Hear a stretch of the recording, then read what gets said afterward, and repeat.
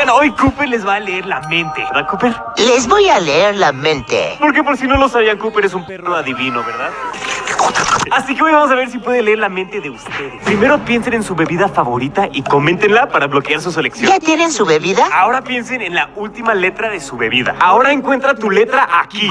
Y eso va a decidir tu equipo. ¿Ya tienen a su equipo? ¿Cuál equipo son? ¿Corazón, payaso, cerebro, popó o calavera? ¿Ya tienen su equipo? Y ahora Cooper va a adivinar con cuál emoji te quedaste. Ok. ¿Listos? Popó. Suscríbanse si es que adiviné.